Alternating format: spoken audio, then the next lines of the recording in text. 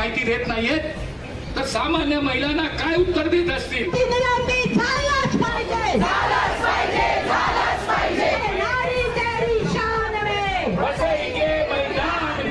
वसई के तलाटी में हुई शर्मनाक घटना। एक अधिकारी ने किया महिला के साथ किया छेड़छाड़। वसई में एक महिला के साथ छेड़छाड़ के बाद वसई के लोग अब तलाटी के खिलाफ गुस्से में हैं। गुस्साई महिलाओं और तमाम राजनीतिक पार्टी के पदाधिकारियों ने वसई तहसीलदार कार्यालय के सामने विरोध प्रदर्शन किया और इस विरोध प्रदर्शन में महिलाओं को सौंदर्य प्रसाधन दिए गए। वसई तहसीलदार को ये प्रदर्शन इस बात के खिलाफ था कि महिलाएं अब सुरक्षित नहीं हैं और उन्होंने करीब 1.5 घंटे तक नारेबाजी करते हुए प्रदर्शन किया और इसमें कई राजनीतिक दल और कई संगठन भी शामिल हुए।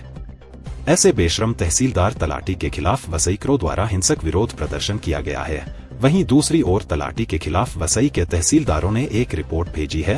आंदोलनकारियों ने कहा है कि जब तक हमें अधिकारी के खिलाफ कार्यवाही का आश्वासन नहीं मिलता हम नहीं जाएंगे और तब तक हम चुप भी नहीं बैठेंगे।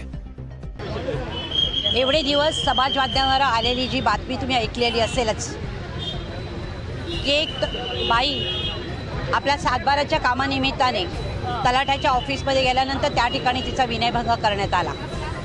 विनयभंग केल्यानंतर त्या बाईने डेअरिंग केली आणि तिने जाऊन तक्रार नोंदवली।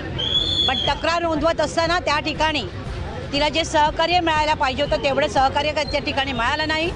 तिला तासनतास पोलीस स्टेशनमध्ये बाहेर उभं राहावं लागलं तरी सुद्धा ती मागे हटली नाही।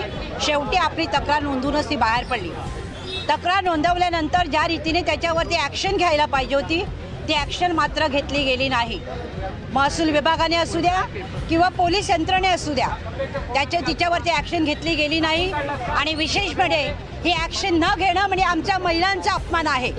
आमचं चारित्र्य हनन जर करायला निघालेले असतील आणि त्या बाबतीत तक्रार करून सुद्धा जर त्याच्यावरती ॲक्शन घेतली जात नसेल त्या निमित्ताने आम्ही या ठिकाणी निषेध व्यक्त करण्यासाठी आणि आमच्या भावना आहेत त्या व्यक्त करण्यासाठी इथे एकत्र जमलेलो आहोत। आजच्या आंदोलनाची कशी रूपरेषा आहे, काय मागणी आहे? आमची मागणी पहिली मागणी म्हणजे हा जो तलाठी आहे त्याला त्वरित निलंबित केलं पाहिजे।